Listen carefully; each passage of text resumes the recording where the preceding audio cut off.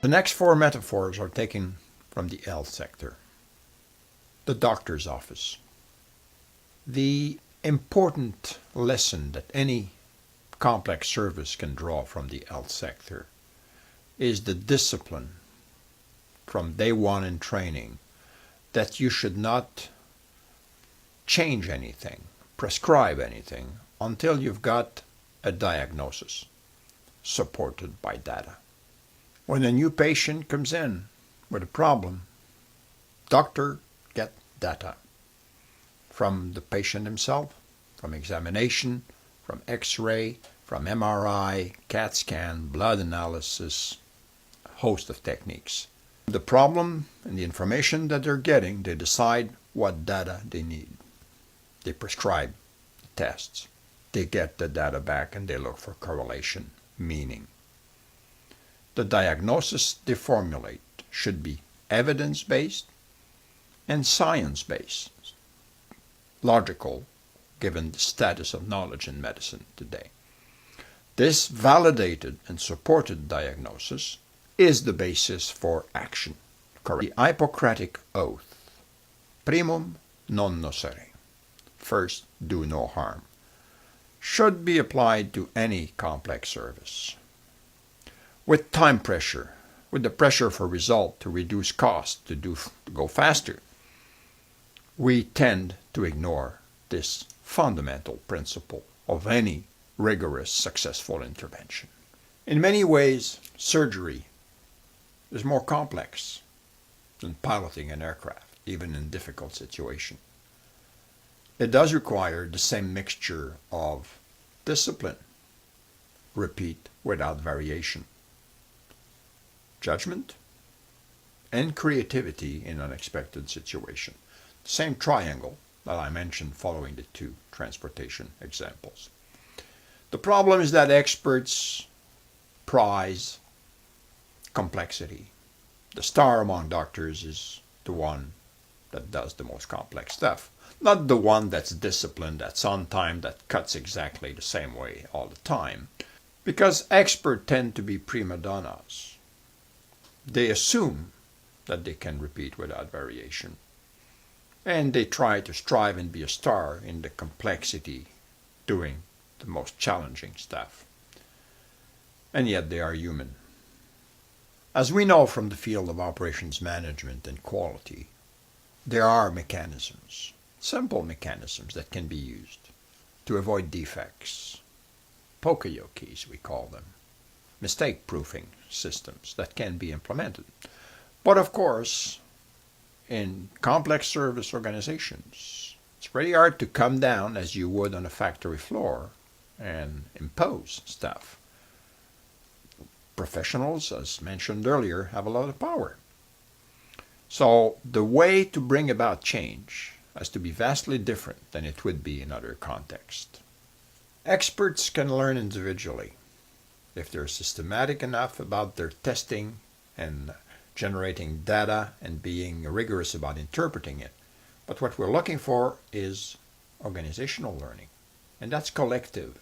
At Johns Hopkins, in an experiment well documented by Dr. Peter Pronovost, they implemented first in a one procedure in a post-surgery recovery room simple mechanisms developed by the team themselves, checklist that they would apply every time and follow the rules. The result of the pretest were dramatic reduction in infection, cost savings, life saves immediately. Following that success, they implemented it to all the technique and procedures used in that same unit, to dramatic results. And operational knowledge based about best practice. They agree, discuss, negotiate, consensus, and start applying it. It's critical to understand that the nurses played a critical role in all this. And in fact, it changed the social dynamics very much and could not possibly, because of the power issues involved, have been a top-down initiative. Management leadership here is what's required, and it is a scarce commodity.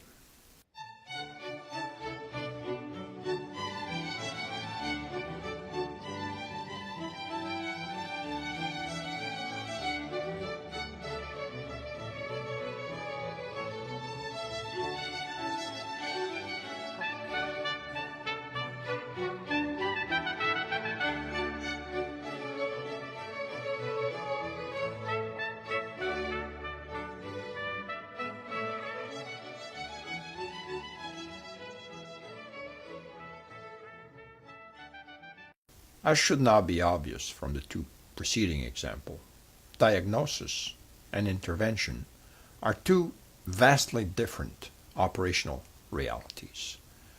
Diagnosis involves a lot of intuition and a big lab in the back of it to be able to produce and generate various types of data on short notice. Intervention, on the other hand, can be quite linear. Once you know what to do, the unit must get together and do it. It's a sequence of events, in a way more similar to an assembly line than a job shop that the diagnosis would require. Shouldice Hospital is one of our best examples of a focused intervention unit. It's been in existence for some 60 years now. They operate on hernias, inguinal hernias, for healthy patients. The process is quite linear, conceptually similar to an assembly line, with specific steps, with specific duration. The hospital for 60 years has been one of the most successful at curing hernias at the lowest possible cost. The unit is now manageable. By focusing on a single operation, you've reduced complexity. Operational priorities are clear. You can measure the right thing. You can create the right operational culture as well. Whereas if you put it with diagnosis together, you have increased complexity to the point where no one culture, measurement system, operational priority will work. If you organize it so that it works well for diagnosis, your cost of intervention will be huge. Deconstructing our health system in many ways and focusing units on operational priority, operational culture, measurement system, management system that are appropriate for the environment and the task that has to be achieved. Focusing in operation involves taking in a heterogeneous mix of activities, zooming out, obtain data, understand the true nature of the job that's being done, separate it into coherent operational unit, decide what you're going to do, and decide what you are not going to do, based, of course, on what you do well and what your mission is. Deconstructing your current operation is the starting point to making it manageable. Managing the yin and yang of autonomy and control in complex services cannot be achieved until you've deconstructed and refocused your operational unit.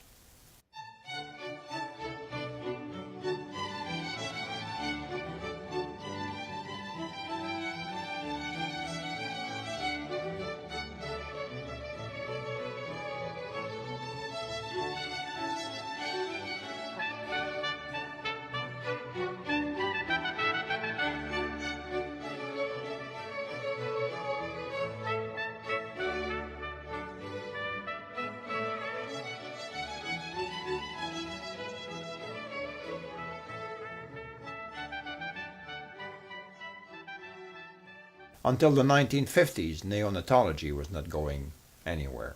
Death rate on LT babies was staying more or less stable. You would think that technology did it all, but in fact, the major change came from an anesthesiologist. Virginia Apgar introduced a simple measurement system that would give doctor immediate and accurate information on the health of the newborn baby. This immediate feedback is key for individual learning. If every time that you, and immediately after you've done it, you understand the performance, you can correlate it to what you did to produce a good or a bad result. And that is the starting point of learning. Developing the right operational measurement, making sure that it's repeatable, reproducible, and valid. Harvard's Atul Gawande in the Checklist Manifesto documents a number of instances where such operational measures and checklists have produced dramatic results. We use our data poorly, and that's good because our data is often bad. So we need to find the right measurement and keep it simple as we go. This cannot be done unless you apply the previous lesson of first focusing operational unit on clear operational mission and priorities. Social services, and youth protection services in particular, are the most complex of complex services. It starts with legislator crafting a piece of legislation that reflects the values of society, and it eventually translates into interventions in the field. Phone call. My neighbor's kids are outside half naked and it's very cold out there and the parents are drunk, and that goes into a social worker, specialized social worker, typically. If it's 2 a.m., he may call the police. The police intervenes. At times they have to withdraw the children from home to a reception center, deal with the parents as the situation may require. The next morning, you go into court and lawyers are involved. Social workers starts working with the family. A specialized educator starts working with the kids. If there's a delinquency problem, criminologist may be involved. Psychologist for the parents, psychologist for the kids, pedo, psychiatrist at times as well. This plethora of specialists, each with a very specialized vision and understanding of the problem, must come to work together to solve some of the most critical human situations that we have, dealing with the most vulnerable elements of our society. This convergence and coordination will not take place on its own. Mechanisms are needed to take professionals who like to isolate themselves and make them understand the joint work they're involved in and what's required to produce the final results. The problem, of course, is this coordination. The 4-time 100-meter dash in the Olympics, in this case in Beijing, illustrates very well the problem of specialists' work connecting with other specialists' work in the interest of a common goal. This is the problem, of course. It's not the 95 yards that you run alone that matters. It is the 400 yard, and that includes the 5-10 yards where they run together and transmit the work that they've done, so that overall in the end it creates value. Excellence in each silo of professional work does not make for excellence in the overall results. It does take a lot of work to make these professionals to come together and not drop the ball, or the baton in this case. I've had the opportunity to be involved for several years in making such professionals come together, involving the professionals themselves in finding ways to ensure such connection. Resolve the situation that I described earlier, whereby kids are taken away from home and treated separately from the parents by a social worker on the one hand and specialized educators on the other hand. Social emergency teams were put together involving the 2 specialists available during the night, critical nights, for rapid intervention when the crisis is there. Imagine the difference. Not the police, but specialized worker with different point of view coming together when the crisis is ripe with problems for the experts to see and to exploit in the solution of a problem. Any crisis has the seed of its own solution, but their half-life is very short. If you're not there, if the right people are not there to see them, it vanishes. The kids are treated separately from the parents, the family involved. It's very hard and long and costly for society to put them back together, and costly for the children as well in the end. It is worthwhile for expert organizations to keep resources waiting, the right resources, to intervene quickly when the need arises. It is the moment of opportunity not to waste. The added investment in standby resources is more than compensated by the reduced cost of intervention, speed of intervention, quality of results. These walls that experts build around their practice are a critical impediment to organizational learning. Individual experts can learn if they watch for variations in results and have the information, quick feedback to connect that to their action and understand what's critical in their action. Only explicit coordination mechanisms lend themselves to improvement. You cannot improve a process that you do not know. If such mechanisms do not exist, or they are rigid and unmoving, and professionals are not empowered together to fix it, then there is no organizational learning.